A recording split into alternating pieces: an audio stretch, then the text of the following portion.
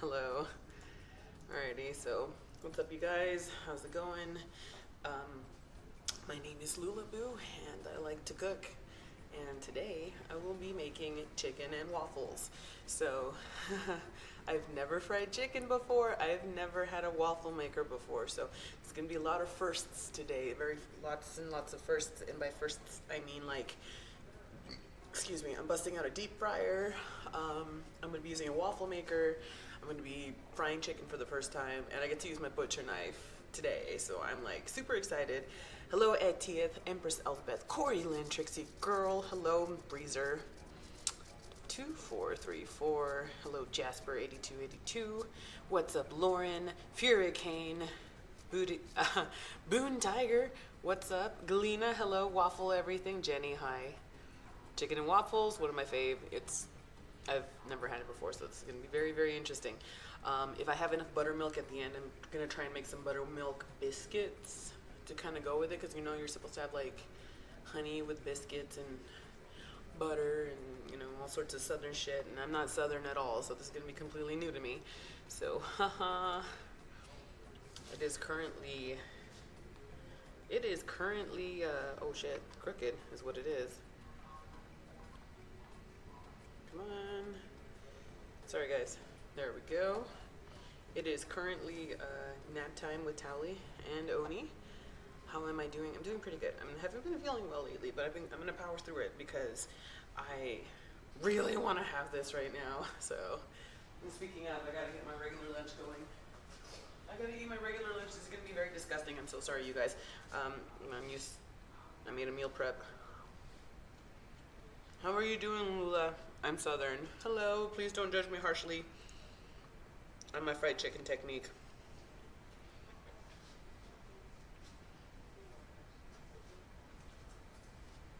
So I have a big agenda today. Um,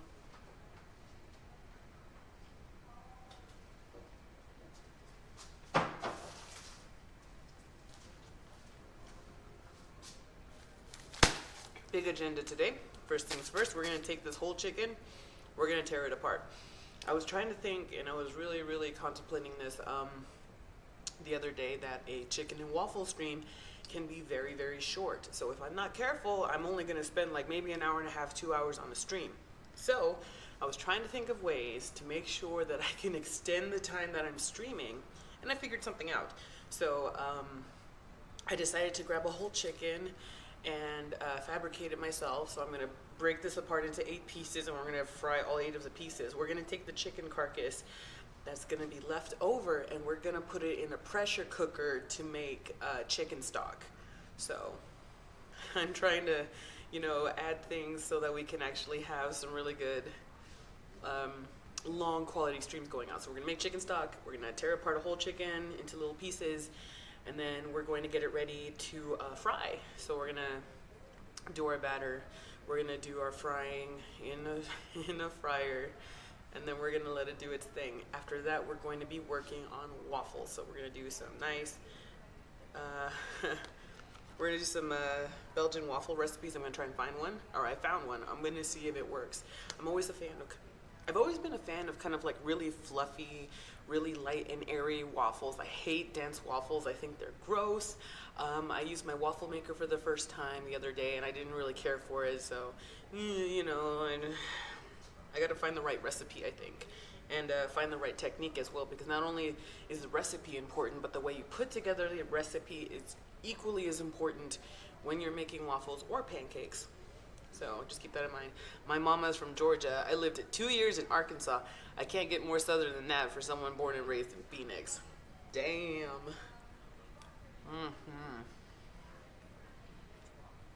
Whoa, Mysterious Mind. Thank you so much for the 2-month sub in a row. You are awesome. Thank you, Mysterious Mind. I can't talk really well right now, or I can't speak loudly. I'm trying to make sure Tally and Oni take a nap. I really need to have some quiet time. It's been rough.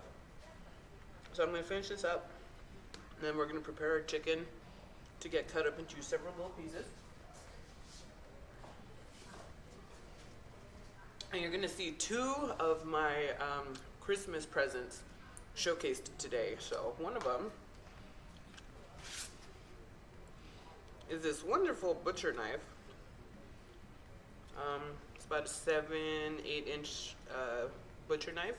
Very heavy, very hefty. I haven't really had a chance to really put it to the test. So today we're gonna use it to take apart our chicken into pieces. And I'm kind of excited for this because I don't know what it is, I just really love to butcher chicken. I think I was a serial killer in another life. But I can't help it. It's awesome. Give me a second, you guys. I know I should have eaten beforehand, but whatever. I'm going to do it now. So my quest objectives today are to make a crispy fried chicken, make a light, fluffy waffle,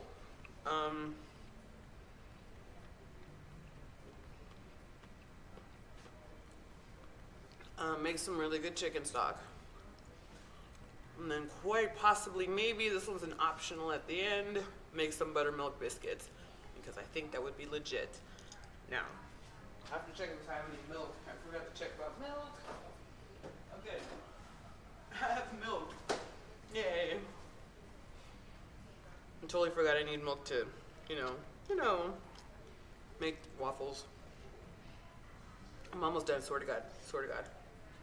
Alright, so first thing we're going to do right now, though, is we're going to get rid of the chicken from the packaging. We're going to rinse it out, clean it up from the inside, outside, take a bunch of paper towels to kind of dry it off, and then we're going to start on our butchering. So we're going to set ourselves up so that we're not making so much of a mess, because all of my cooking streams lately have been really messy, and I don't want that to happen. So, very important, make sure you have a sharp knife at all times when you're going to try and use, we're going to try and work on deboning chicken, or just, taking apart a chicken into little pieces. So keep that in mind. Sharp knife always. So I gotta sharpen one of the knives that I'm gonna use. This is a boning knife, so this one is probably the one you use the most to really just take apart meat from the bone when you're doing butchering. At least that's what they told me when I went to school. But today I want to use a butcher knife, because why the hell not? Hello, Dweezil. How are you today? Hope you're excited for chicken and waffles today.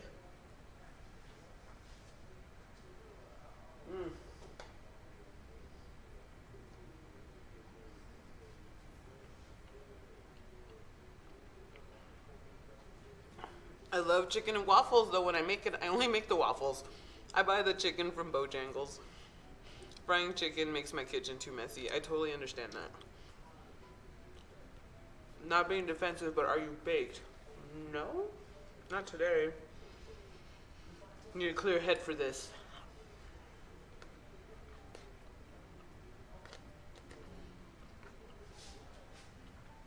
It's just that I forgot to eat today.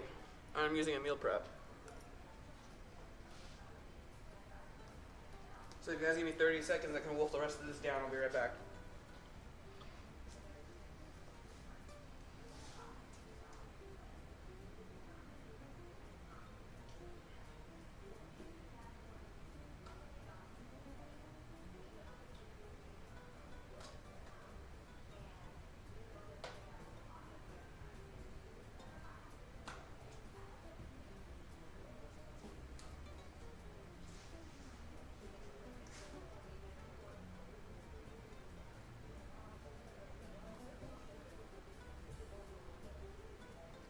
Okay, I'm almost done, I promise.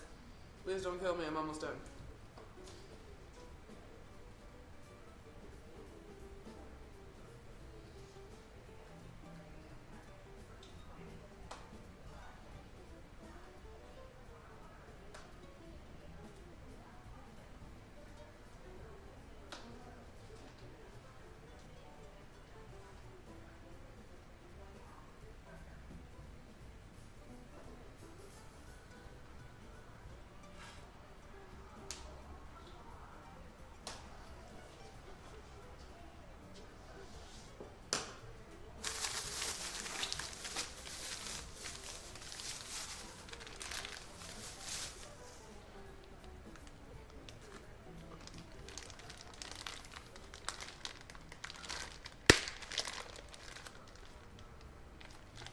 Sorry, I was just eating up the rest of my chicken.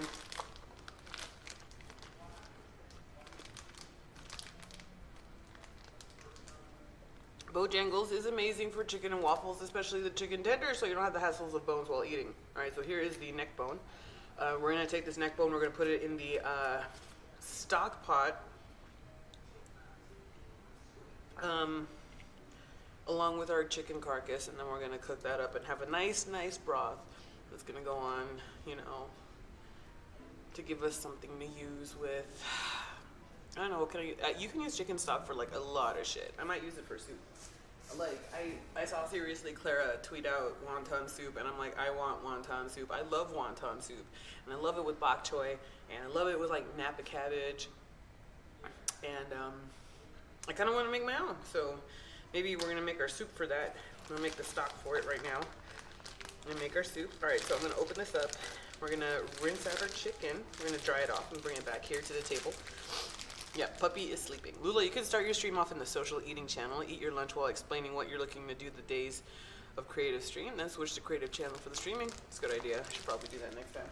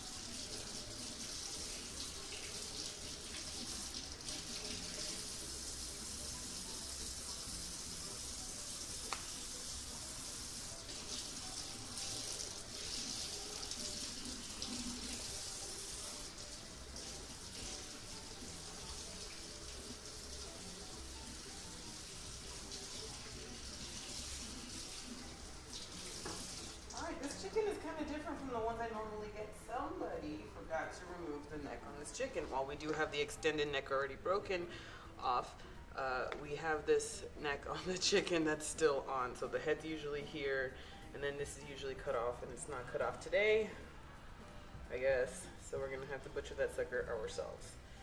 Not a problem. Not a problem at all. So I'm gonna find the weak point here on the junction of our neck bone. These are the chicken gizzards. Also gonna go into the stock pot. I'd like to learn how to make my own egg drop soup. I made egg drop soup before. I really like it. All right, give me a second. Okay. So we're gonna dry off our chicken here. We're gonna get a nice. Get some nice skin texture here by drying out our chicken. It'll be easier to handle our chicken if we have it nice and dry. If this is too graphic for you, might I tell you, it might come back in about half an hour. About half an hour, hopefully. And then hopefully I will be finished, and then we can continue on our chicken and waffles adventure together. But this is what I've got going on right now. It's just something I enjoy doing. I know I might be weird.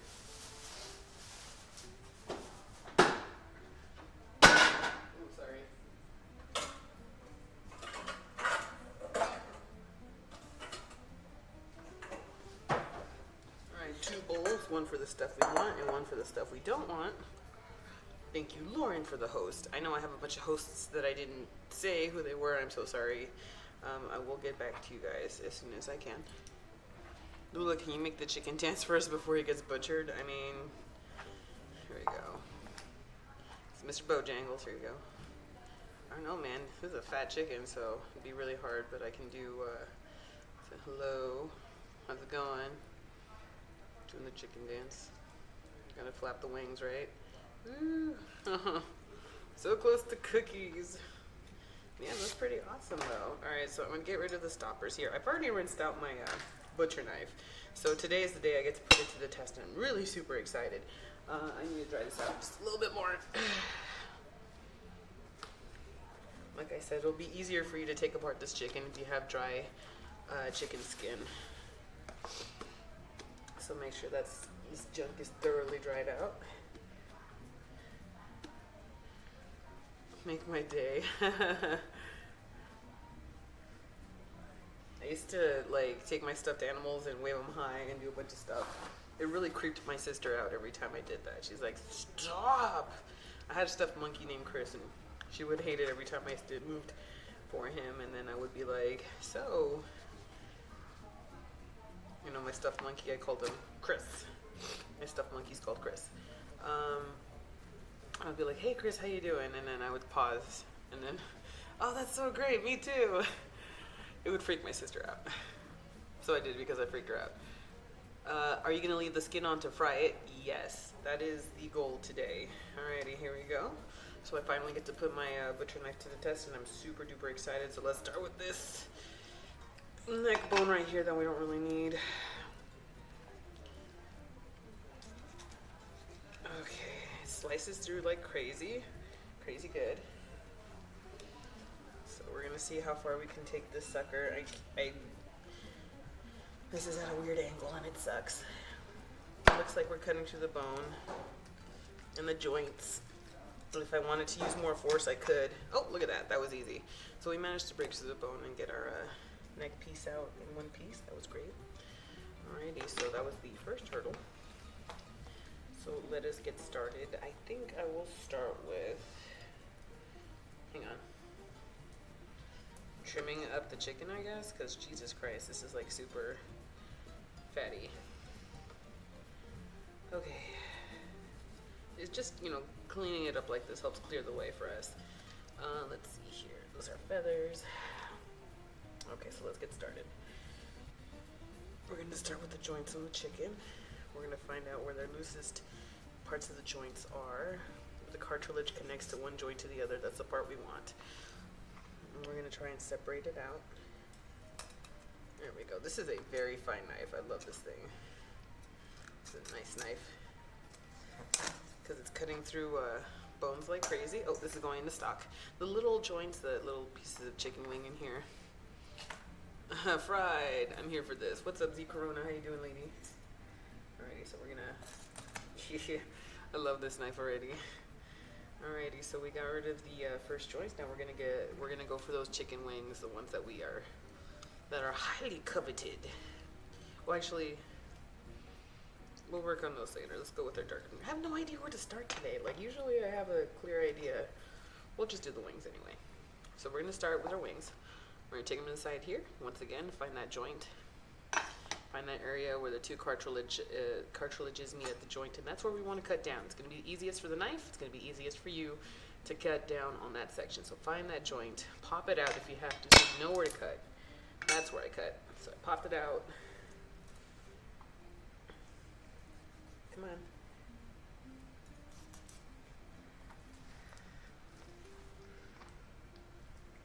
Obviously, I'm doing a horrible job, but it's okay. There we go. So if worse comes to worse, with a butcher knife, you can actually just slice through bone like no one's business. So that's what I did. What's nice about the butcher knife is that that's what it's made for. You apply enough force, and you'll be able to cut through anything. So we just cut through the parts that were giving us trouble. Once again, that's going to go into our stock. All right, same side, other side, wing, joint. Pop it out so we know where to go. Alright, we just gotta find out where that joint is. I can't freaking find it. There it is. Alrighty.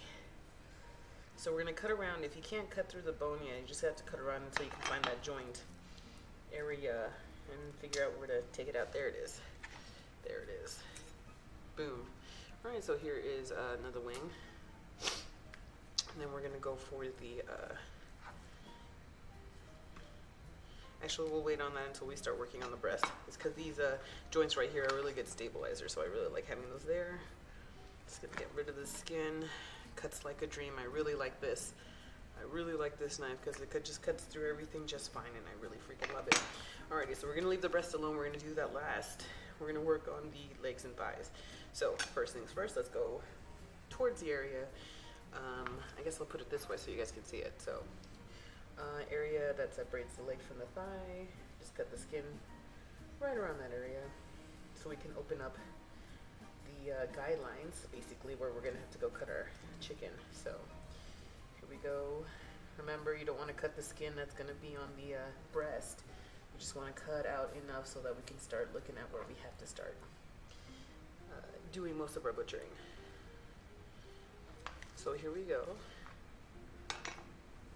Just cut down our dark meat all the way to the back of the chicken. So we're going from the front here where the breast is, and we're going all the way around to the back where the spine area is. So one of the first things we have to do while we're here in the back of the spine area is work on loosening up the meat from the oysters in the back of the spine of the chicken. So oysters are the most tender part of the chicken.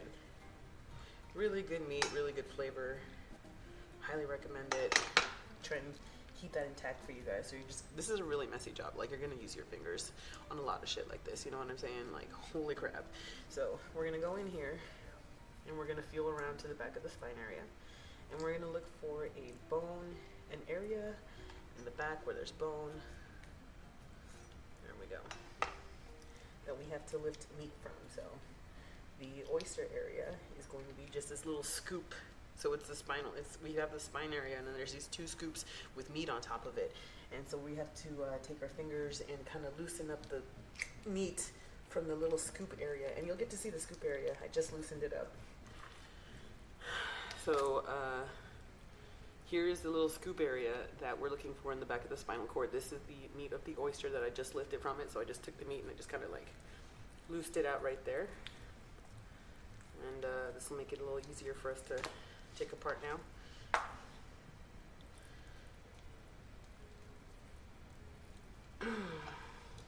So now we're going to cut along the spinal cord, or I'm sorry, the spine, so that we can figure out how much of this, oh, there we go. Cut along the spine all the way down, and now we have our leg and thigh quarters right here.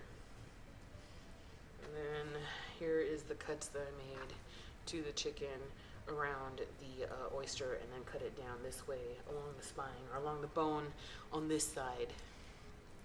And you just cut it along all the way, you know, right next to the bone, so that you don't miss out on any meat. So here we are with our chicken meat. It was already popped out. Our joint for our leg and thighs were already popped out, which is something you kind of want to do like ahead of time. So this one was already popped out. I didn't have to do anything. We're gonna have to pop out the joint over here. We'll do that in a second. So we're gonna get back to working on this as soon as we're done taking apart our whole chicken. Finger it more. Yeah, okay. I find this being one of the best things about cooking to do. I love prep work more than I love cooking. I've heard a lot of people say that they love cooking more than they love, or prepping more than they love cooking. I totally get that. Alrighty, so here we go again. Once again, we're gonna try not to cut too much of the skin along the breast, and we're just gonna go and cut the skin to where it separates the leg, the dark meat from the light meat. I'm gonna go in there, and then we're gonna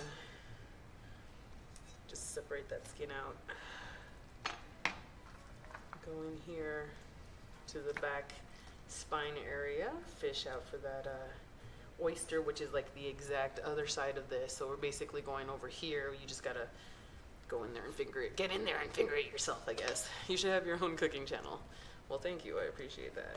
One day, guys. This is considered my cooking channel. That's why I do this. Alrighty, so we're unstucking more oyster meat over here. And we did. So now we're gonna take our butcher knife here and start cutting along that spinal area.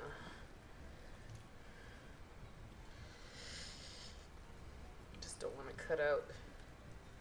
There we go. This meat was already discombobulated. Like, this chicken's already been fucked up.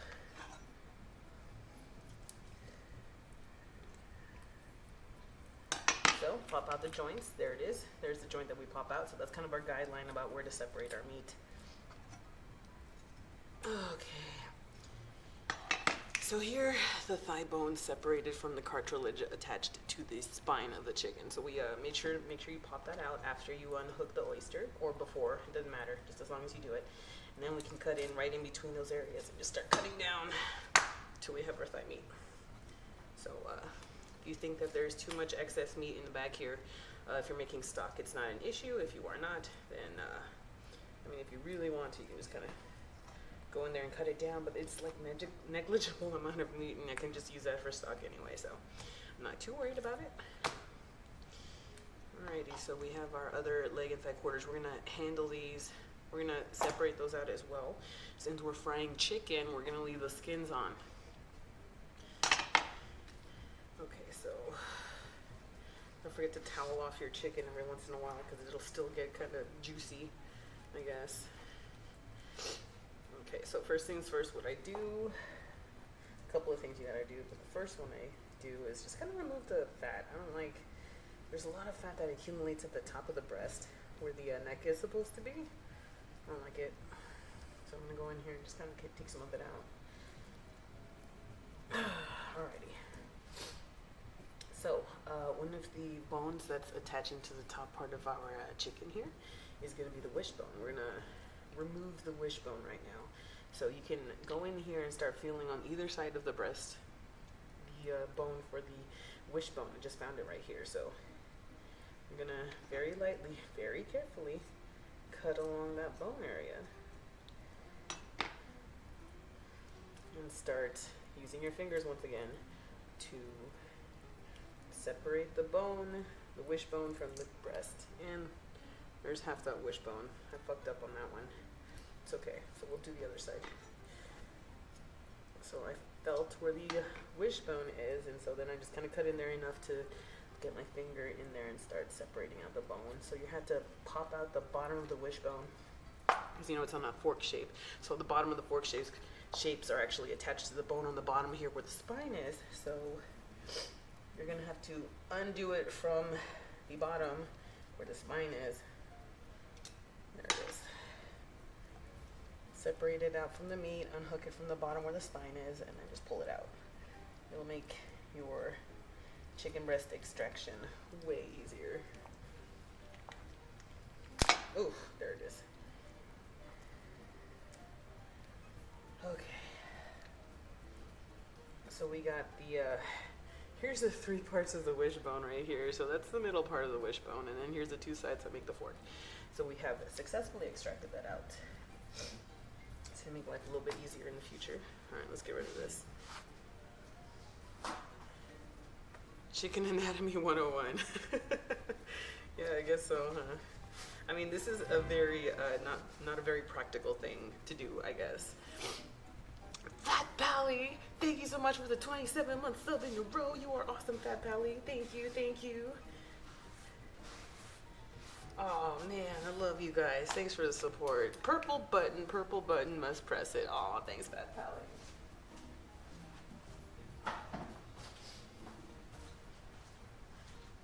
Okay, so now we're gonna get onto our breast meat. So we're gonna go right, there's gonna be just one hard bone right down the middle. That's where usually I like to cut and make the first incision to start separating the breastises out. So I cut all along the bone that's all the way down the middle here. And if you're lucky, you only take one try to figure it out. So the bone's still here. I cut out one side over here. I'm gonna try and attempt to shuffle off the other side from the bone, breast and bone. So I am sitting there up along the breast, putting the knife against the breastbone and slicing so that I can get as much meat as I can from separated from the breastbone and not stuck on the breastbone. Does that make any sense? Alrighty, so we're gonna work on one side. We'll work on the side that's facing me, or that's nearest to me. Oh my god, gold badge, I know, dude. Fat Pally, thanks for the 27-month resub, man. Coincidentally, that's how long I've had my sub button. So we're gonna continue to just try and separate out as much as we can the bone from the meat. So we're gonna take our knife and we're going to keep cutting. There is bones all the way down here, so sometimes you're gonna have to use your finger to separate out the bones that are here on the bottom. You can see it or not. You can see a bone right here where my thumb is, and we're gonna separate that out from the breast. we're gonna cut out the bit of cartilage that's over here stuck. And we're just gonna keep cutting out. So there is a bone connector here. So if you left this on, right here, the connector to that bone is right here. So we're gonna, what I did is I popped it apart. Once you hit the phase where we're basically butterflying this bitch, go right in the middle of that thing.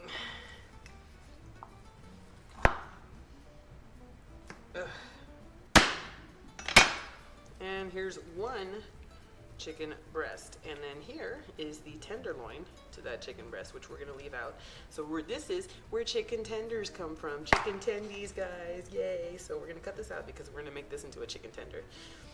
And we are our big, beautiful, exceedingly large chicken breastises. Can you mail me a plate? Okay, thanks. That chicken has some big boobs. It really does. Is this your work or your only hobby? I play video games. I play World of Warcraft. I am a resto druid. Alright, so I'm going in here where the where this little chicken wing is, and we're gonna separate out that chicken wing from the breast. Like I said, find that pop out that joint, separate it out, and then just cut along the middle where the joints are put together. You should be okay. You have to cut along the outside. You kind of have to cut along here. Watch your fingers, especially if you are using a sharp knife. All right, so where's the separation? Oh, I got it. I separated it myself. All right, so we're just gonna slice all the tendons off. So this is a fairly messy chicken wing, you know, whatever, it's fine. So I'm gonna go around and make sure I can not feel any bones that I might have left in here. I think we're fine, this is good. So, bam. Hey Lula and chat, what's up, Huntakilla? How are you today? Being the COO of the Hammer Squad is a full-time job, and then some. Cooking is our passion. Yes, that's true. I help Tally Gaming with stuff. Let's see here. So here we are with the second breast. We're gonna separate the breast from the middle breastbone here as much as we can.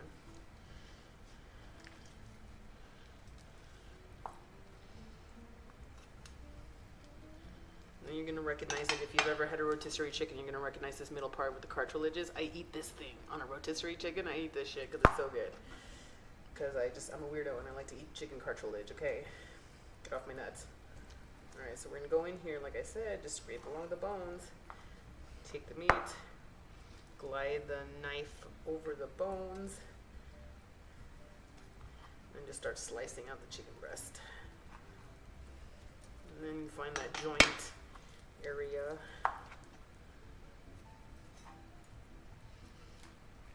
This is gonna take some practice. You're never gonna handle this the first time and then just like nail it the first time. So it looks like I took out the. It looks like I took out the wing after the breast. That's totally okay. So here's that wing. I totally removed it from the breast already. Cartilage not for me. I totally understand. Don't worry. Alrighty. So bam. There is the other nice wing that we use for buffalo wings. And then here is our chicken breast. So once again, here is our chicken tender part. The chicken tender is held together by a very thin portion of tendon right here. As soon as we cut that off, everything else is just basically gonna fall apart. So you see this right here, chicken tender is literally only being held together by a small piece of ligament right here. So we're gonna remove that. Just gonna get our chicken tendies out. Chicken tendies. And then leave everything else here. So this is kind of a butcher job. Ooh, that's extra stuff we don't need. So I'm just gonna trim a little bit. That is a huge chicken breast. Was that chicken on steroids? Dude, welcome to American poultry life, I guess you can say. So, let's see here. I think we're good. I might take these chicken breasts and cut them into slices and just make chicken breast slices for our stuff. So if you are successful, you should have a nice chicken carcass that you can make into stock. So what you can do is just take celery, carrots, onions, take a nice sachet of peppercorns, parsley stems, 1 clove. What else am I thinking of? Some salt, cracked peppercorns, and make yourself some nice chicken stock. Hello, Lula. I started to level up my druid again. I love druid healing so much. Jessica, that's awesome. I love my druid healer so much. So anyway, so you can see here where the oysters were, where we separated out a lot of that meat with my finger. Everything else is going to go into that nice stock pot. Chicken tendies, fat, breast. All right, let's work on the, bam. Let's work on separating out our thighs from our drumsticks. Alrighty, so I'm pretty sure you guys can notice that piece of fat right there. So here's our thighs, here's our drumstick. So there is a piece of fat kind of lining the middle where those two meet, and that's kind of your guideline. Oh, look at this fat, this is gross. There's lots of fat. Alrighty, so you kind of use that little fat line in the middle, in between those two connector pieces, to figure out where to cut your chicken breast, or to separate out your chicken. If anything, if you can, and the skin lets you, you can check the front here. You can see where the cartilage is there, so it kind of gives you even a better guideline. So just try and cut there. So you can cut a little bit, and then as soon as you figure out where that joint is, just start separating it out.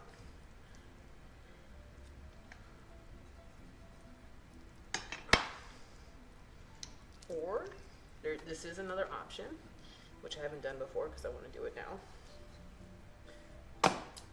Oh, baby, look at that. I didn't even do a lot of pressure, and I managed to like cut through that bone.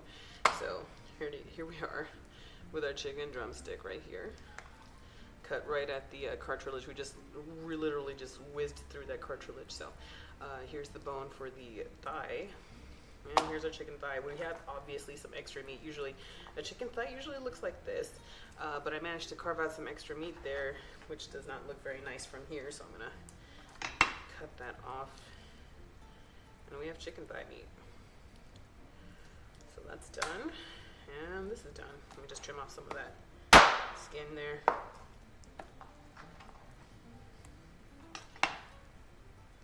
Oh my god, that looks very tasty, Lulaboo. Thanks. That looks like an effortless slice. That was very effortless, actually. And if you don't want to go totally hard and go up and down like that, just put it where you want it to be.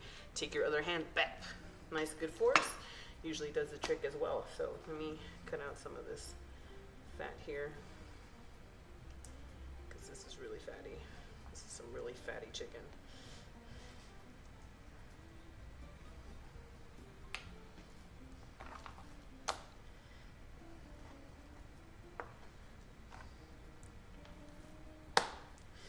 Alrighty, so once again, we're going to try and find out where the connector is, find out where that fat line is. We're just going to cut right down where that fat line is. There we go, found it. Just like that. Not a lot of effort, and we managed to slice through our chicken here. So, bam, here we are. Chicken thigh, chicken leg quarter. It's good, it's good. Lulaboo, what are you and Telly doing for New Year's? Streaming.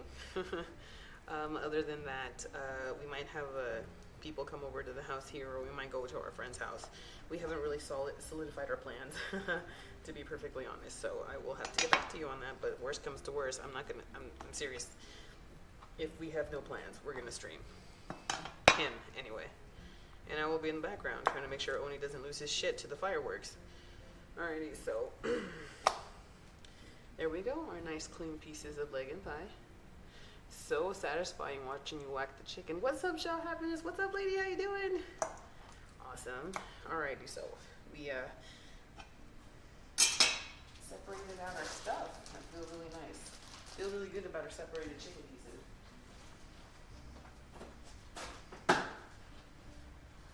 Okay, so one thing you want to know about frying chicken is that make sure that you have your chicken warm. You want to get this at least 30 minutes out in the open in the air so that we can get this as close to room temperature as possible. You want these to be as room temperature as possible because if you fry your chicken, already prepared, if you fry your chicken and it's really, really cold, it's going to drop the temperature of your frying oil. And then you're just going to end up with like really soggy, really greasy chicken. It's really fucking disgusting. So don't do it. Good, I'm about to make a pumpkin curry. Oh, that sounds so good. Pumpkin curry.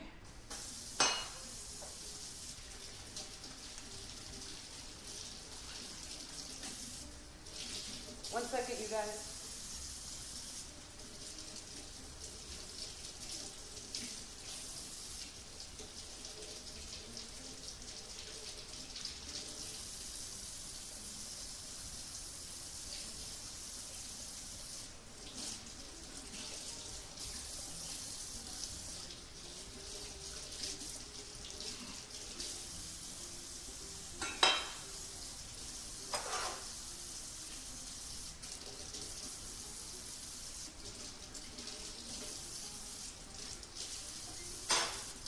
I just gotta wash my cutting board.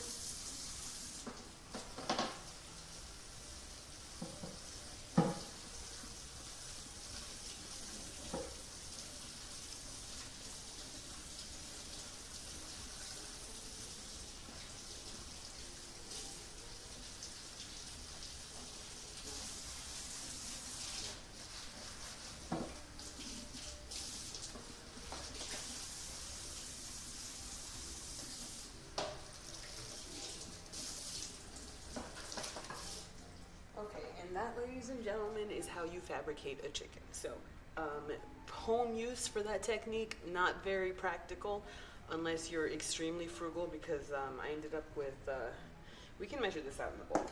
We can measure this out.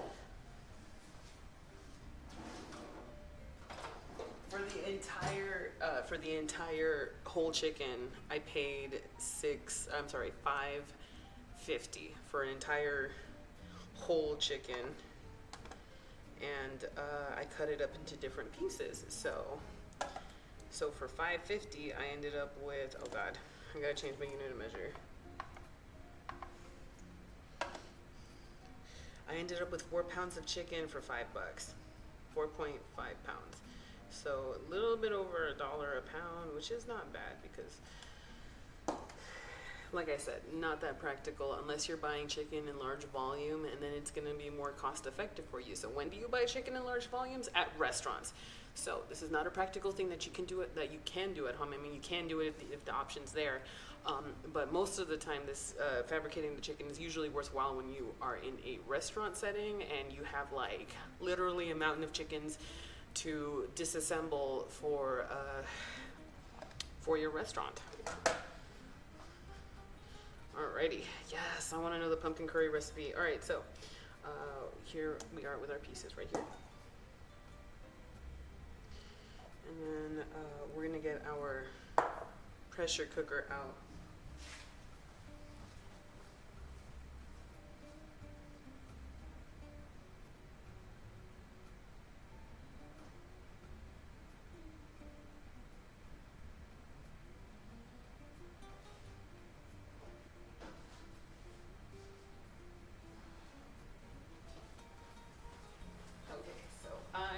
Chicken stock because why not? I learned something about chicken, yay! My pressure cooker still smells like pork. Alright, so we're gonna take all the pieces of our chicken. So here's the carcass. We have meat bone as well, so we have the neck bones. We have the wings to use for stock. I don't know whether or not I should use the wings for frying chicken with. Here's the other neck bone. Let's see here. I might save the wings and fry those fuckers. So we'll just take the wings and fry them. We have enough meat as it is. We don't have to worry about it. This is all fat. And you don't want to put the chicken gizzards in there because you end up with like cloudy stock. And this is the heart. You don't want to end up with cloudy stock from what I hear. Now, I don't know if that's true or not, but I'm not gonna push it. So I will leave it to what I already have in there. and just kind of dump the rest. Lula with Cam, that's new. What's up, Bird? How are you today? Welcome to the channel. Alrighty, so we're gonna get rid of the rest of this because we really don't need it. Fried chicken gizzards. Can you fry chicken gizzards? That'd be new. I've never tried that, nor do I want to try it right now. Well, here's the kidney. So we're gonna take those out.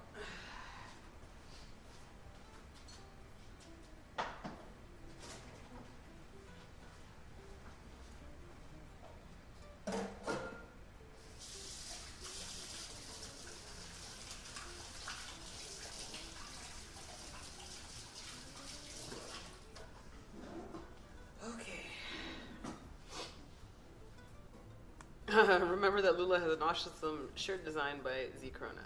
No, I'm not going to fry the giblets. That's just not something, it squeaks me out to fry giblets like that, so I'm not going to do it. So, call me anti-Southern, but whatever. Don't care. Oh wait, I'm not going to do this here. Thank you so much, Laura, for the hosty host. Thank you, Laura, for the hosty host. You are awesome. Alrighty, so let's get our stock pot together. Let's get our stuff together for our stock.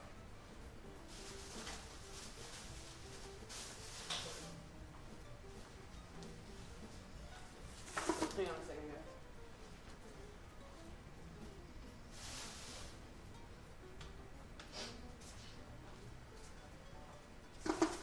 Okay, so what makes a good chicken stock? Well, the chicken, obviously. We're going to need water. We're going to need aromatics. Now, the aromatics that you use generally for a standard issue chicken stock is going to be carrots, onions, and celery. Alrighty, so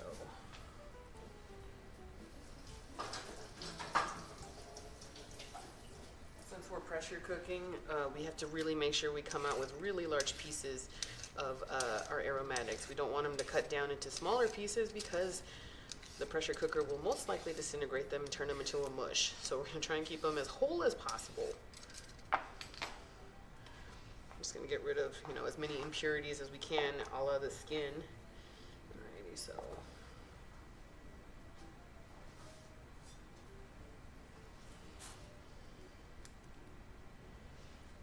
hang on a second, guys.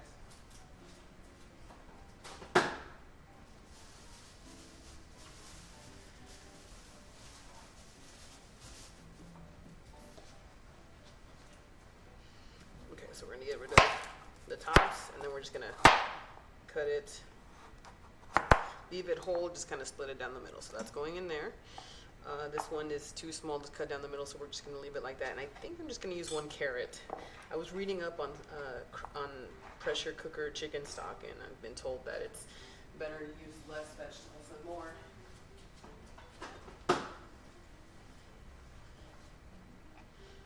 Mirepoix, yes, we are making mirepoix, which is like the basic standard issue aromatics that you use for like a lot of French cuisine at least.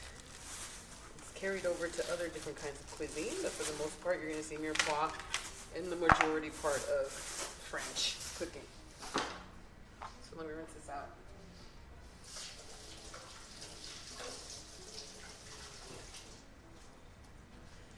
Okay, so we're going to take out the ends here. Nasty ass ends. Just going to cut it, probably leave it like that. Oh well, just once down the middle here. Alrighty, so we're going to use 1/4 of a large onion or half a medium onion.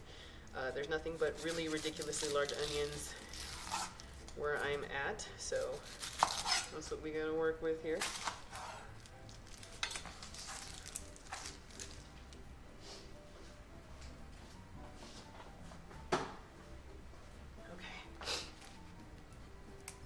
Peel out the skin that's no good to us. There we go. And you're going to keep the onion, like I say, as whole as possible. So just keep it in this nice big ass shape. Throw it into our stock pot. And then we're going to take some water. Hang on. 1 second.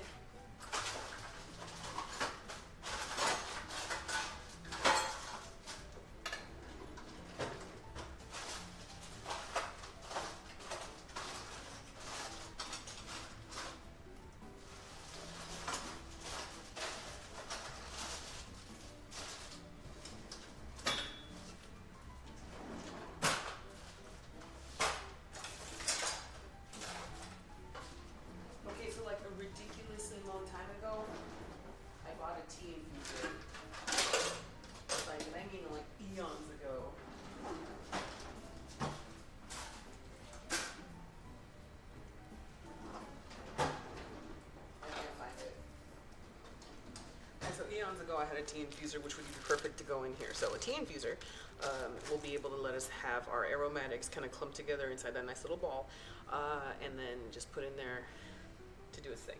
So what we're gonna have to do right now, take a bit of cheesecloth. We're gonna make a sachet. This is where we're gonna get more of our aromatics here. So I'm gonna grab, we don't even need a lot of cheesecloth. We just need like a tiny bit, just enough to make a little bag. A little tiny bag. There it is.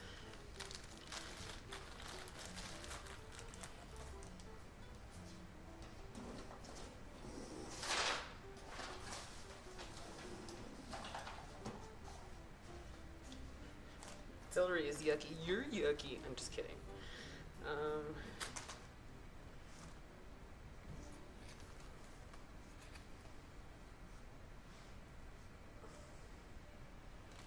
Give me a second.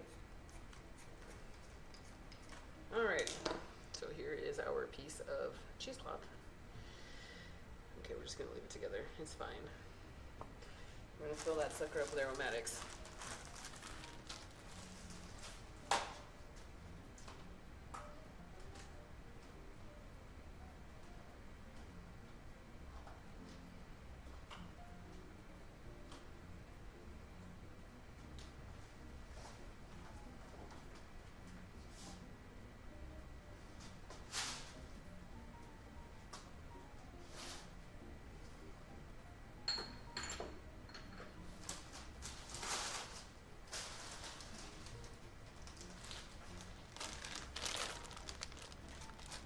Whole peppercorns. And you find cloves, like whole cloves. Here we go. Whole cloves right here. Be careful with the cloves. They're very powerful.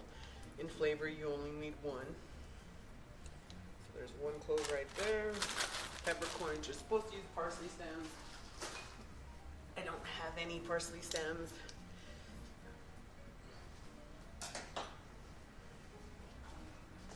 Whole peppercorn.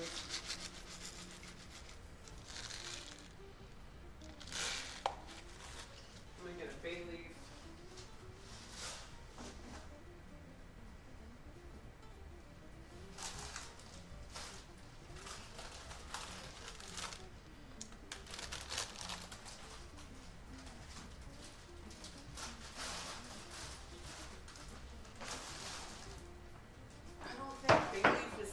Issue, but we're gonna use it anyway. I don't give a fuck.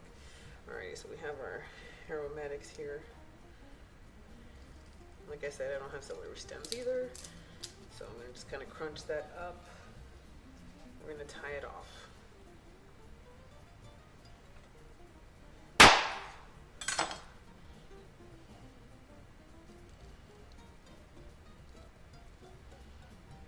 So I'm taking my butcher twine, my cheesecloth. Tie it up really tight. We're never gonna untie it after we do this, so feel free to lock it down with as many knots as you need to. You're just gonna make sure that the stuff inside doesn't come out. Alrighty, so what we're gonna do is we're gonna take our knife onto our sachet here, crunch the inside, so we can crunch our cloves and peppercorns so that they can unlock the flavor.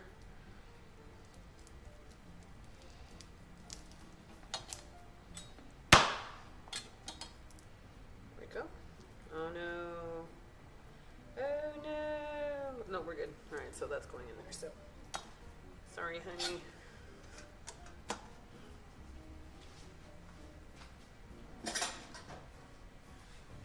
We need water.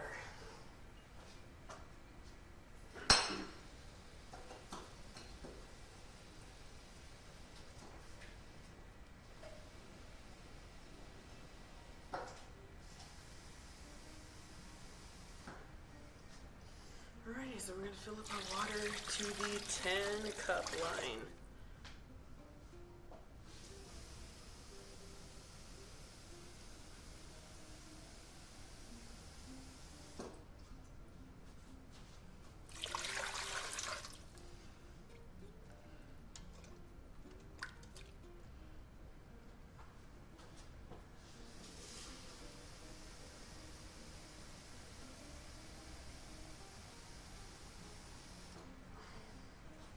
So we're gonna fill this up. Hi, Lulaboo, what's for dinner? Looks good. Hello, Dad Doug. How are you?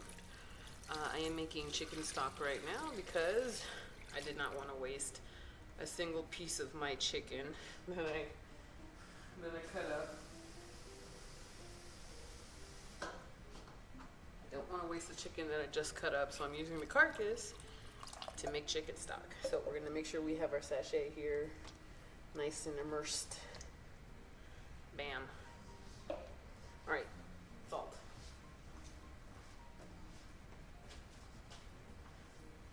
This is a very optional part. You don't have to put salt in here, but I'm going to put salt in here. Not a lot. We can put more salt later. And we're going to let this pressure cook in the back.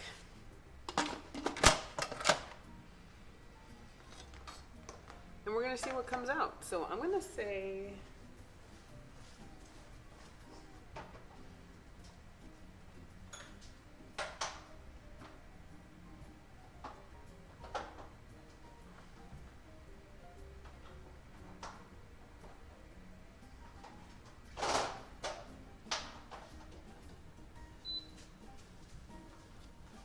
So I don't exactly know how long I should be cooking this for, so give me a second. I brought up the recipe so I can look.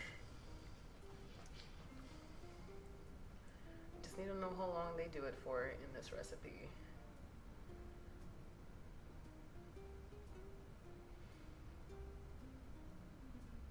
$120 yeah, that's 2 hours. So, when you cook chicken, like you take what I just made right there on the stove or in the pressure cooker, and you put it on the stove in a stock pot, and you let that shit simmer on very low temperature for about 4 to 6 hours. If you are lucky, you can go up to 8 hours. So, if you do it without the pressure cooker on the stove, you're gonna be upwards of 6 hours average to get yourself some nice chicken stock. We're gonna do it in the pressure cooker in 2 hours.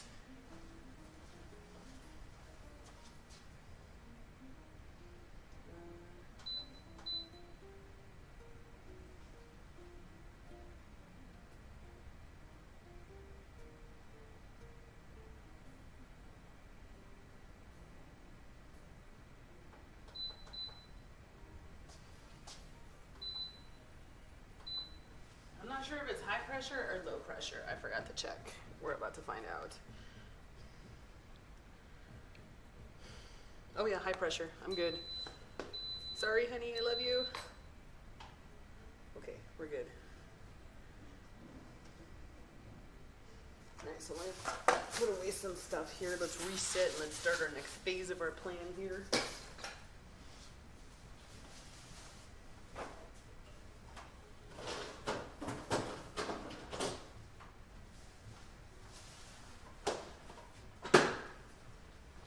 Okay, so from what I've been told, a really good way to brine your chicken is to soak it in buttermilk. So, we're going to be doing that right now. Because we have a lot of time. So if we have a lot of time, I want to be able to use the buttermilk to kind of soak into our chicken pieces. It's going to help tenderize it. It's going to help tenderize our chicken and kind of get ahead of time of our nice coating for our stuff. So I'm going to go bust that out.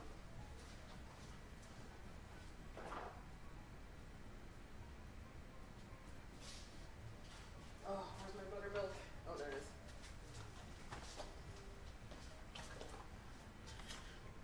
It snowed this morning, but not even an inch, and it's all melted from the rain. Oh, huh. Alright, so we're going to take, no, I'm going to go very light on the buttermilk here, because we're just going to keep turning it over. Just going to take this and we're just going to keep turning it over and over and over again so that we can make sure we thoroughly coat everything.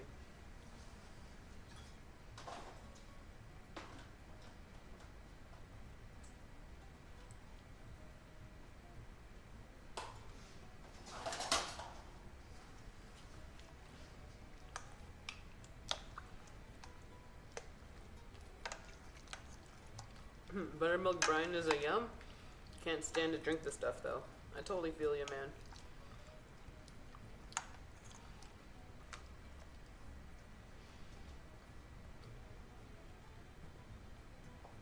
just want to lightly coat the buttermilk.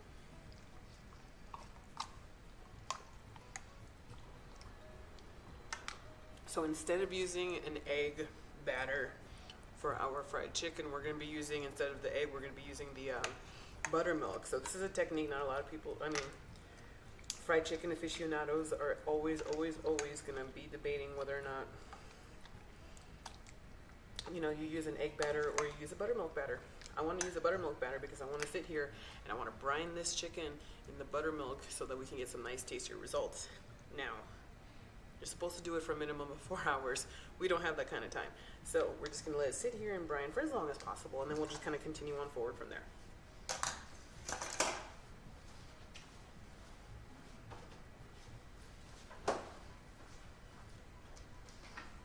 Oh my God, I can't wait to see the finished result.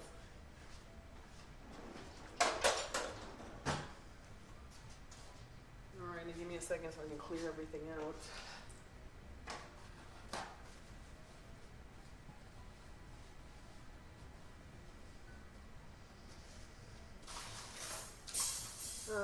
Sorry guys.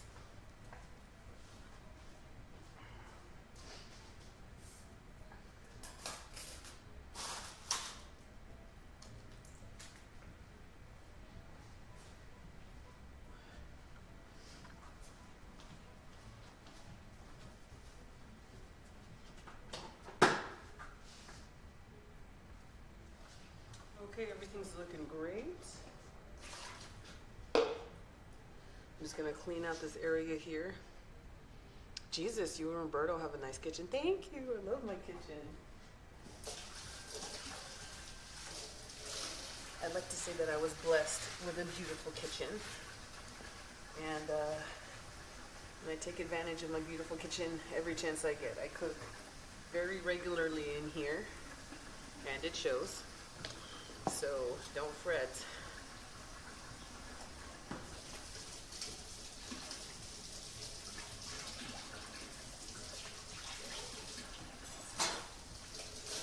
I like cook a lot in this kitchen. Okay, so. Alright, what's coming up next? We're gonna unbox a deep fryer.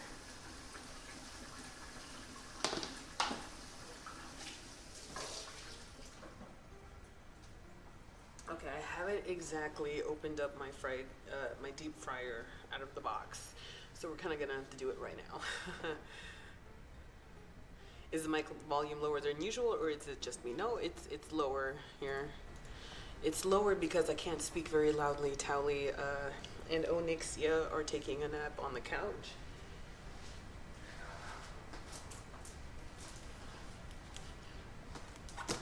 So I have to be very careful about how loudly I speak.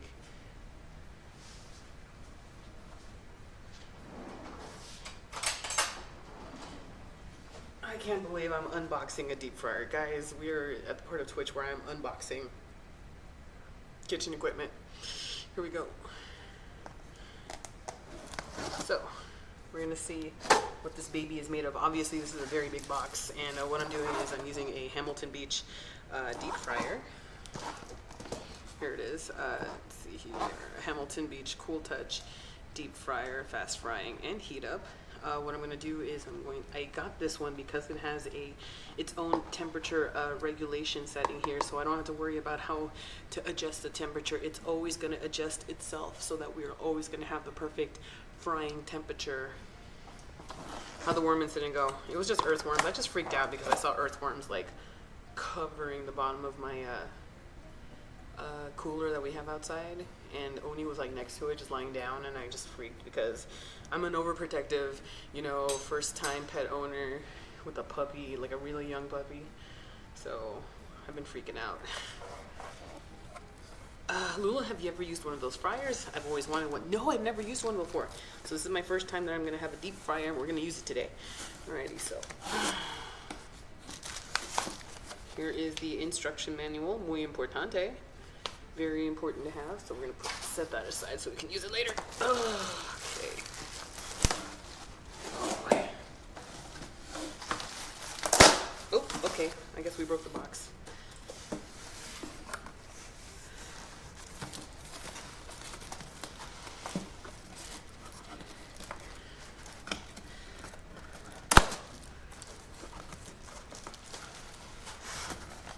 I'm what you call pet retarded, so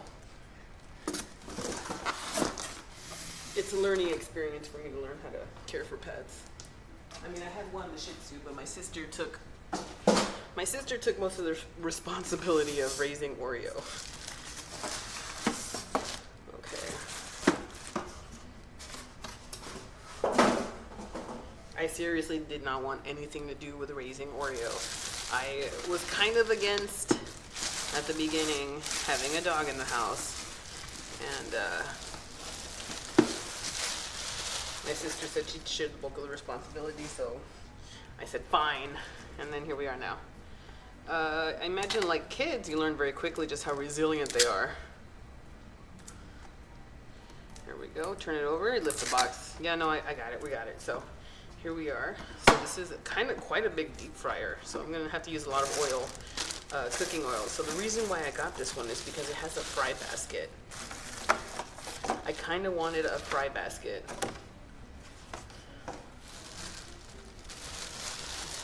I cuddled him too long. What do you mean cuddled him? Alrighty, so here we are with the separate components. This is our heating structure over here. I'm going to remove all the cardboard pieces.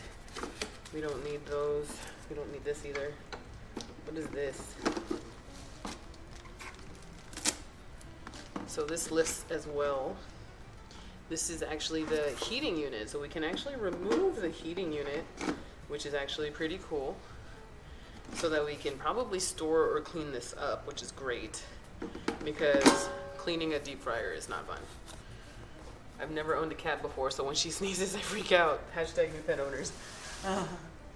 Speaking of Oreo, I'm 2 hours home and he already fucking hates me again. Really? I cuddled him too long. That's funny.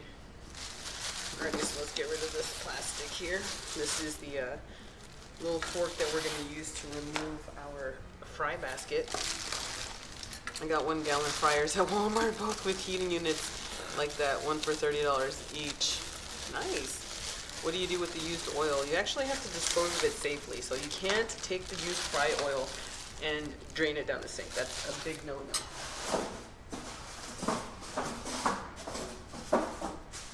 You do not put fry oil down the sink. That is going to cost you a lot of fucking money in the future, so don't let that happen to you.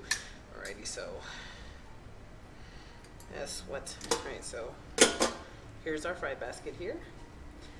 We have little tongs that go on the inside here. There we go. There we go. So here we have our fry basket, complete with our little handle here, so that we can go in here, fry our oil, submerge it inside, and then when we want to kind of leave it up, we can leave it up here and let it do its thing.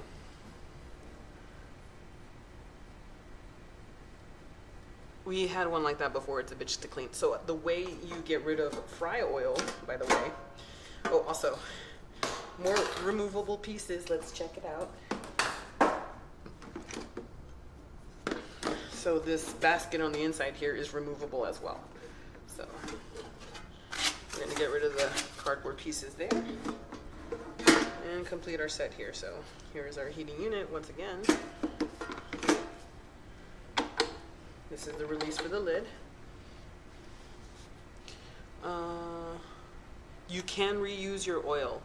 I put my oil back in the gallon and it came in and throw it away. Yes, that is what you do. You do not throw it down the sink. You find a container to put it in. Save the containers that you used to store it in the or that you used to get it out in the first place. Get many as uses as you can from the fry oil. You can drain this sucker. You can drain your fry oil and you can fry again many times. Just, I mean, not an infinite amount of times, but you can do it quite a bit. So keep that in mind. Let's see if this locks down. Yeah, so we can lift so without opening the lid to our deep fryer, we can actually move the basket up and down, which is great. I'm actually okay with this. So I'm gonna open that up. We can move it up and down without actually having to open the lid, and I think that's a really great thing for me because I'm actually kind of terrified of deep fryers. So having as many safety precautions as possible is very important to me. So I kind of like the way this is going. You have to filter it, use coffee filters, correct. I keep 2 empty containers and use a coffee strainer. Yes! You only usually get a couple of fries out of it. Once it starts getting like really dark and disgusting, that's when, yeah. You'll know. You will know.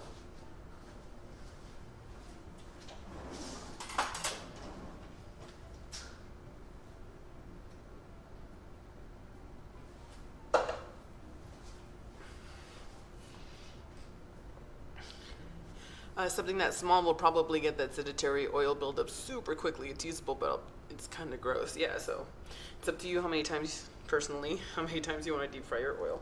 I'm not your mom. I'm not an expert either, so do what you think is your best judgment. Get some nice, let's see, what's the word I'm looking for? Oh, that's it. There we go. Okay, so it's up to you. Use your personal judgment. Hello, right hand. Right hand Harden, how are you today? Something that small. Oh, wait, we already talked about this. You're not my mom. Shocker. Alrighty, so we definitely are going to try and start deep frying here. I don't know if the vents here, if the frying becomes a little bit too crazy, we might not be able to deep fry up here. We might have to just move it to the stove cam because I have a nice, I might actually just move it to the stove cam anyway. I just gotta find a nice plug for it. This is a very short plug, so I can't really, this plug does not go very far away anywhere, so I guess we're gonna have to fry it right here and be hopefully the, we don't set any fire alarms off. So anyway, we have our settings here that we can take a look at. So here's a nice sticker saying, hey, this is what you can do, removable immersed heating and, you know, element or whatever.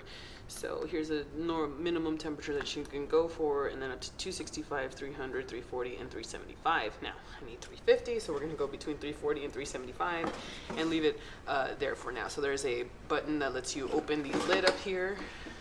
Awesome. It's what we have for our temperature gauge, and then just letting you know that it's on, letting you know that it's ready to fry. Don't deep fry over the kitchen fan. Okay.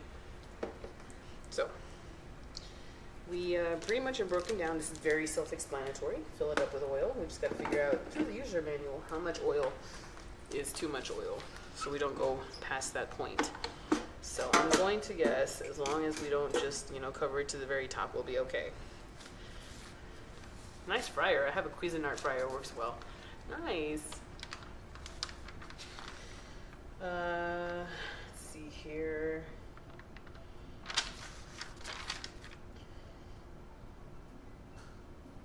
So we have all the pieces. I'm looking at the instruction manual because I want to make sure that I have everything that I need. Let's see here. There is a min-max. There is a minimum and maximum setting. I see it right here. So in here it tells you how much oil you should put, the minimum oil amount that should be in there. So it's very shallow. It's actually a very shallow amount of oil. So keep that in mind. Be very, very careful. So that's why we read the instructions, you guys. Let's see here. So we can fry a lot of things in here, and I can't wait to actually start using it. It's going to be cool. Oh, this is removable too? Are you serious right now? Hang on a second, guys. So I guess we can remove the lid as well, but I just got to figure out how to do it. So lift the control panel up and out of the base. Oh, I know about that one, but press open, button to release, open lid, hold the base one hand, use the other hand to slightly tilt lid towards the control panel, and tilt up. Oh, there it is. So even this is removable, which is great. It means that we can actually clean this fairly easily, or tilt it, or, you know, if we have to get rid of the oil, we can just remove all the moving parts, and then we're just left with the container in the fry oil, or if we let it cool down, we can just have the fry oil kept in here. I want to do donuts. We're doing fried chicken today, but in the future, I want to do like funnel cake, I want to do donuts, I want to do churros, I want to do like so many things. Right, so let's put this back.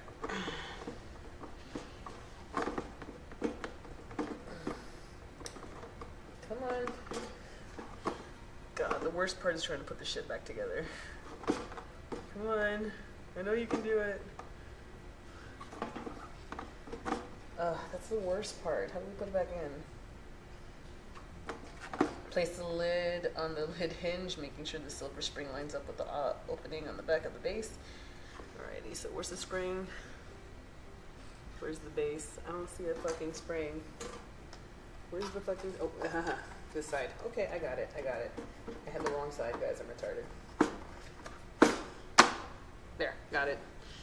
I had it the other way around. Dolly Diet is going to be taking a hit with this thing in Lula's hands. You know, we'll see. Let's see here. Do not mix two types of oil. Use a good quality vegetable or peanut oil.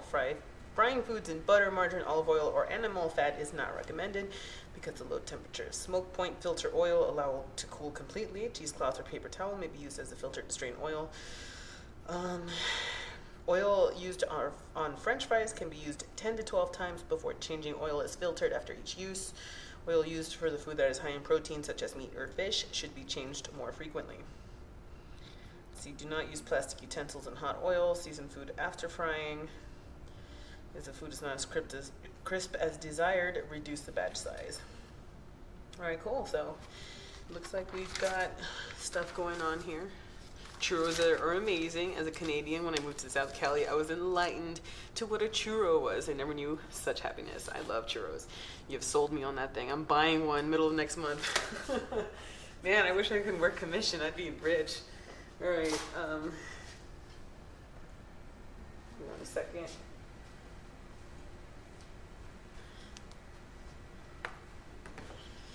Alrighty, so we have that ready to go. I guess we better start filling our stuff with oil. We're not ready to start this yet, but I know that we have to start filling this up with peanut oil. I picked up a big ass bottle of peanut oil. Alrighty, time to flip our buttermilk here.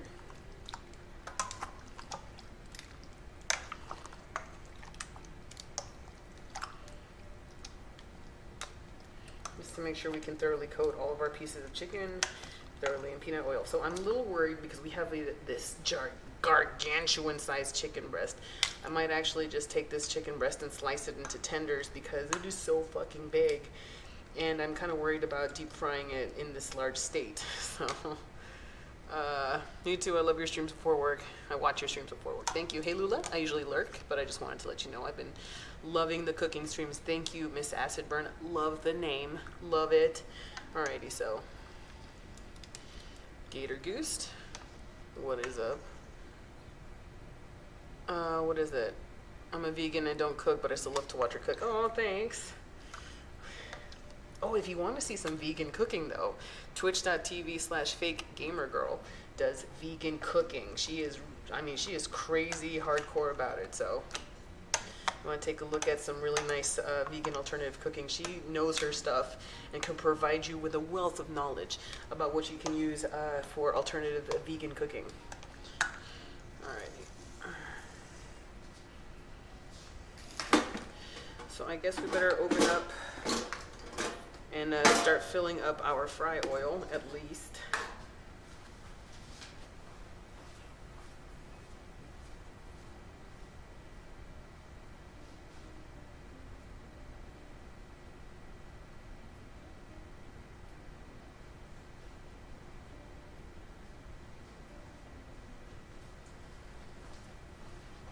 So here I have some peanut oil. I was at the Asian grocery store when I realized I just got a deep fryer and I do not have any peanut oil. So when I was over there, I tried to find the peanut oil. So this is Asian peanut oil. Okay. So we're gonna use that right now. So we're gonna fill this up to the top of, to where it's like, I'm gonna go right in between the middle where it says minimum and maximum on the fry oil. So I'm gonna go right in between. So, just to keep in mind, you guys, if you are looking for some Kentucky Fried Chicken or Popeye's caliber or Church's Chicken caliber fried chicken, you're going to be a little bit disappointed. Unless you own a pressure fryer, which is basically a pressure cooker and a deep fryer had a baby, and that is a pressure fryer. So keep in mind that a pressure fryer is needed if you want some KFC quality chicken. Alrighty, peanut, why not a nut? Are you a doctor yet? Alright,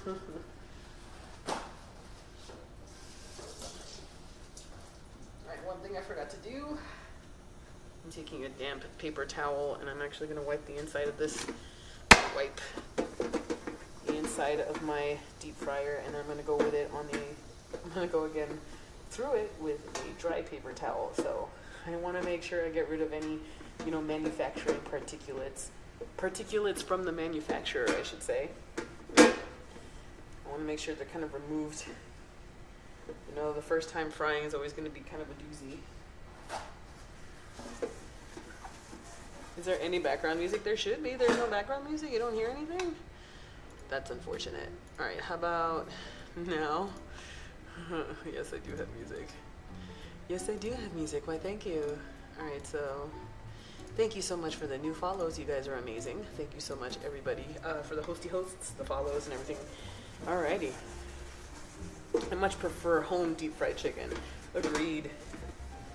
Agreed.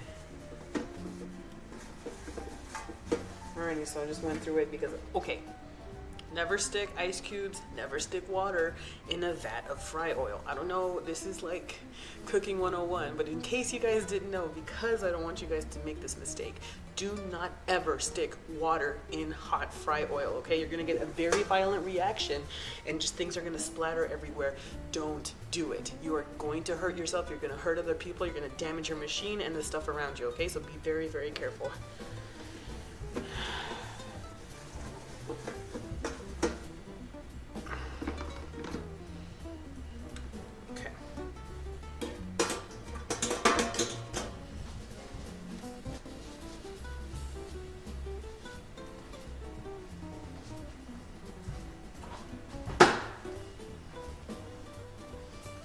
Alright, so let's fill up this fry oil, and then for now we'll just kind of put it away until we're ready to kind of start frying our chicken here. So here we go, and we're off. Starting to fill up our fry cooker with peanut fry. I'm starting to think maybe I don't have enough fry oil. We'll find out.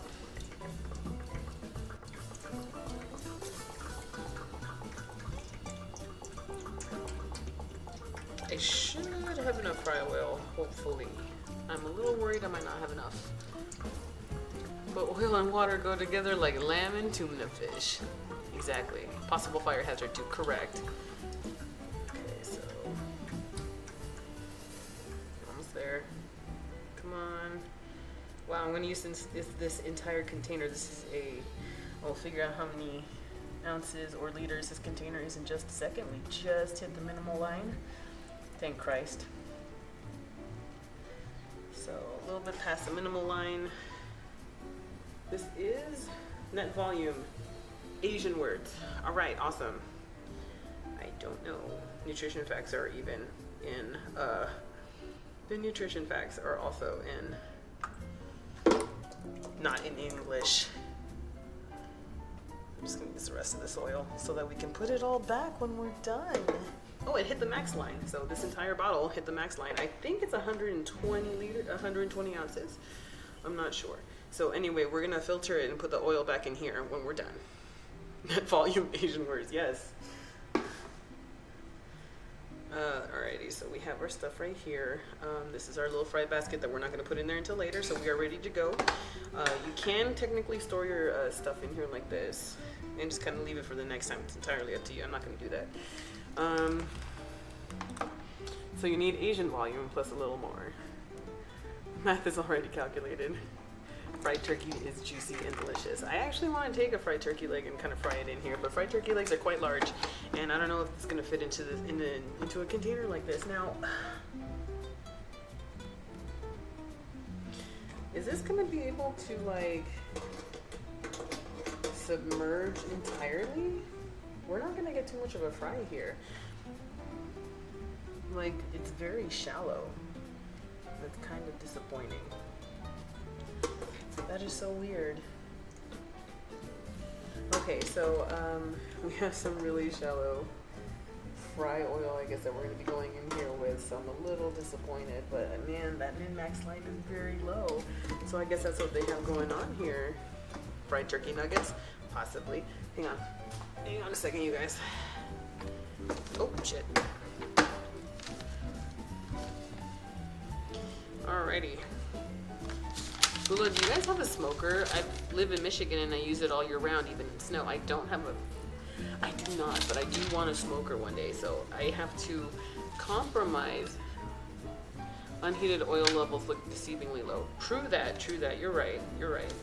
We're gonna give it a shot anyway. We're just probably gonna fry like 1 or 2 things at a time so that we can make sure not to overburden our fry cooker. We're gonna work our way to max efficiency on our stuff. Let's see here. Oh, there's a frying chart. Nice. Where's the frying chart? Oh my god, smoked fish is delicious. I love smoked fish. I want a smoker, but I don't know if it's gonna happen. So we're gonna go for frozen French fries, fresh cut French fries, nope. Fresh frozen onion rings, nope. Frozen fish sticks, nope. Frozen butterfly shrimp, nope. Frozen chicken tenders. Where is the non-frozen shit? This fry chart sucks. Alright, doesn't matter. We're just gonna do it. So it says frozen chicken tenders. It's 3 to 5 minutes at 375. Fair enough. We're gonna take it from there. We're gonna measure the internal temperature for 165 degrees. So I thankfully do have a meat thermometer. Meat thermometer, meet the stream. Stream, meet the meat thermometer. So we're gonna have to take this thing. How did it turn on? Why are you on? So obviously we're gonna use this meat thermometer to determine the doneness of our chicken. We're shooting for 165 degrees Fahrenheit for our internal temperature for our chicken. So 160, Alexa, convert 165 degrees Fahrenheit to Celsius. 165 degrees Fahrenheit is 73.89 degrees Celsius. 73.89 degrees Celsius. So 74 degrees Celsius is what we're looking for. Wait, what? Fish is a little tricky because you have to have the temp super low. Same with cheese. I want fried chicken and waffles. Oh, yes. Nice. I'm over by St. Clair Shores, Grosse Pointe area. Oh, you guys are living in the same area? That's cute. Matt the meat thermometer. There we go. Matt the meat thermometer. Alrighty, so we're going to put that away. And we're going to start getting our fried chicken together. So eventually we're going to need this to get started warming up and nice and hot. I'm going to wait a little bit. I guess we're going to have to start frying right here. I'm not excited about this.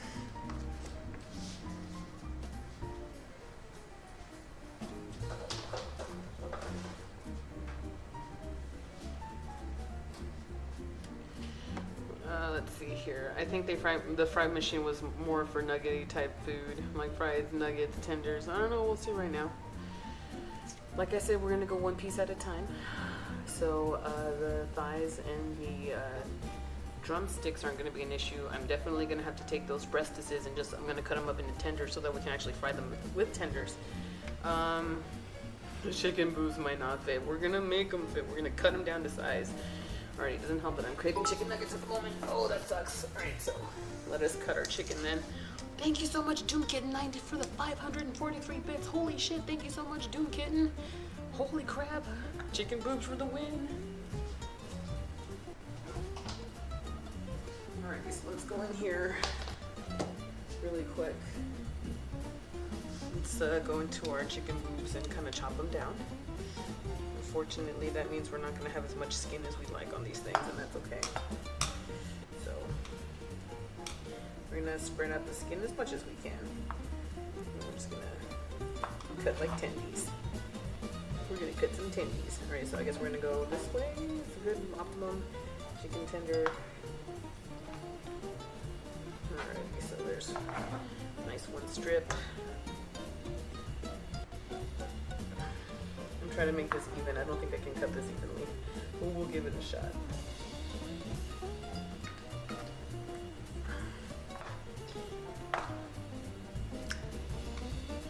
Chicken nuggets is my jam. Yes, this is breast reduction surgery. Yes, correct. So let's see how we do with full power here. Actually, that ain't bad. We cut through most of it with a very low effort swipe. That was great.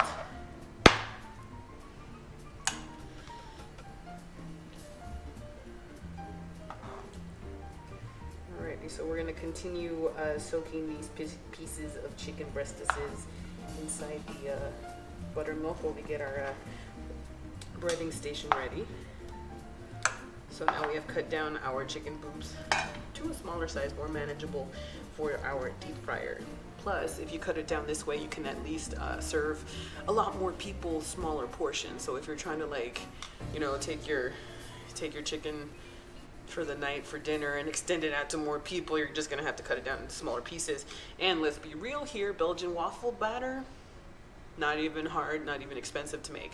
Oil, butter, oil, flour, eggs, sugar, water, sometimes milk, not very expensive to make. So the expensive part is the protein usually. So if you can cut that down to size to spread it along more evenly to others, you may do so. Some of us have to take that 15 cents and stretch it out to try and make $1 out of it, you know. Alrighty, so here's the other chicken boob. Oh, I'm glad you guys are warning other people, because this is the stream that can get people really hungry from what I've been told. Alrighty, so let's go and even out that skin again, and then we'll start cutting.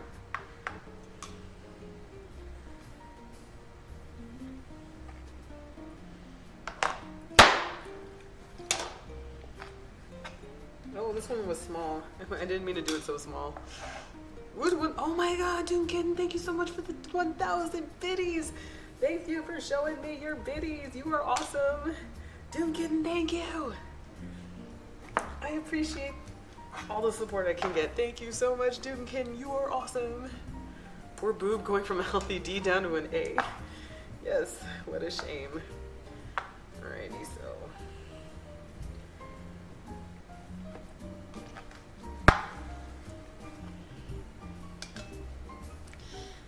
We're making chicken tendies, you guys. I don't know why I call it tendies, but I love chicken tendies.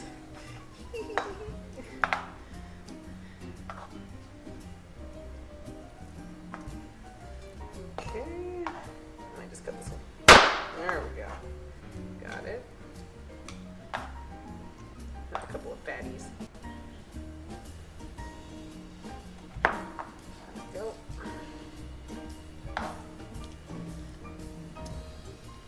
Awesome.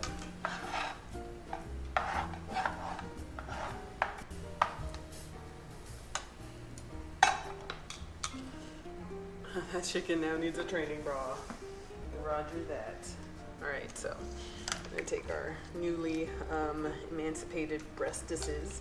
We're going to cover them in as much, what's the word?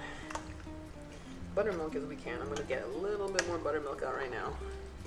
That knife, Tally better behave. Hey, he's the one who got it for me. It's like the best. I love this stuff. I knew as soon as I was going to go into the fryer, I'm going to be so hungry. It's going to be great. All right, just a little bit more buttermilk.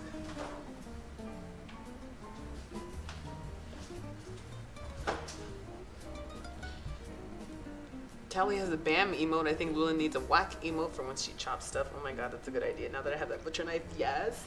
Butcher knife emote, whack.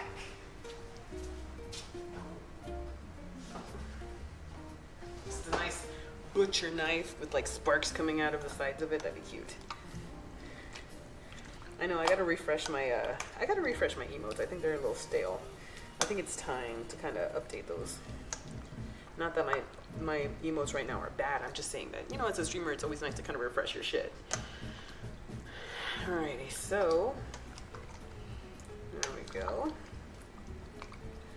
So we know that the buttermilk is getting absorbed into the chicken because we can see that there's less of it before we started adding more. So that's great. So we're gonna let it do its thing here. Ooh, nice. I just bought a 5-quart KitchenAid stand mixer for $200. Couldn't pass up the deal. That is a great deal, especially for a 5-quart. That's amazing. Oh my god, yes. All right, so give me a second, you guys.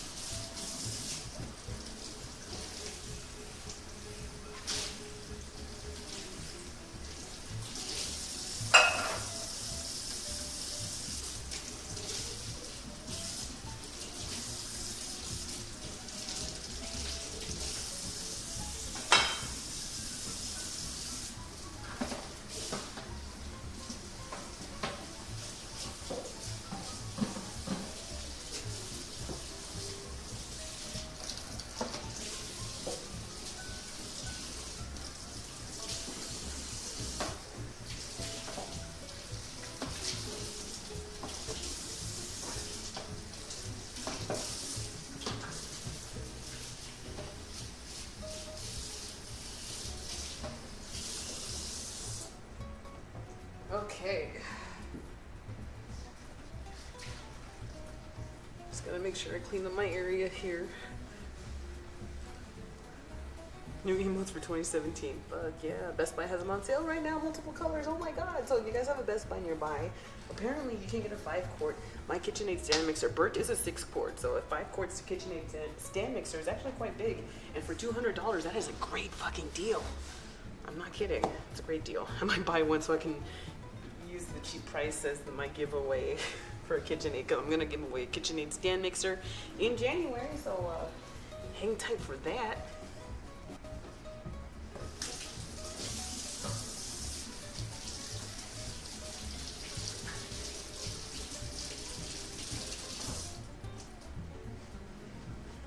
Lula, can you send me some chicken and waffles? I mean, I could try, but I think they might go bad.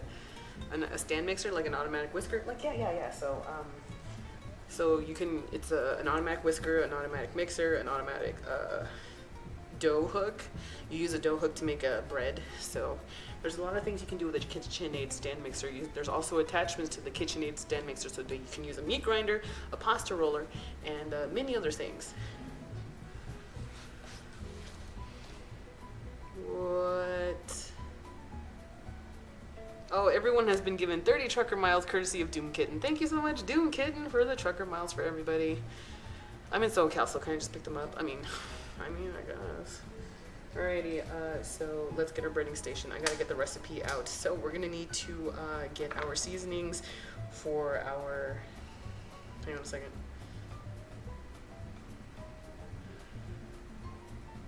One second, you guys. I'm trying to make sure that my,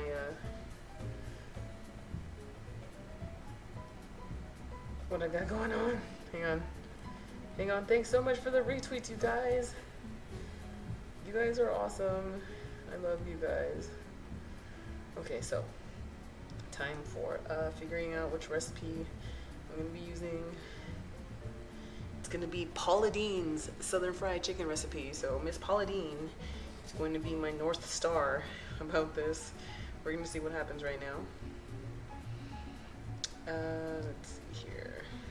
Oh, that's not it. I had another recipe. Hang on a second. I have a fried chicken recipe somewhere. I think it was Alton Brown recipe. Hang on a second.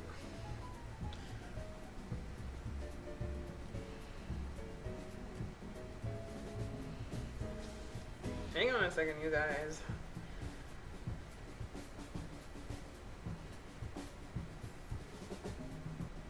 Let's see here. Yes, buttermilk, kosher salt, Hungarian paprika. We don't have that, but we have garlic powder. We have cayenne pepper. We have, that's it. Wow, okay, seasonings, that's all right. It's cool. It's cool. Okay, basics. Salt, pepper. So I have garlic salt, so that we don't need garlic powder since we have garlic salt. But otherwise, you'll need salt separately and garlic powder separately.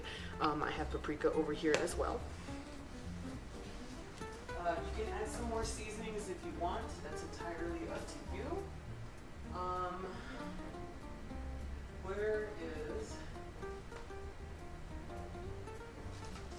I have this packet of like poultry seasoning that I wanted to use, but I think this is like the basic. This is the absolute basic you're gonna need for any kind of fried chicken recipe, I think is the best. Oh, cayenne pepper.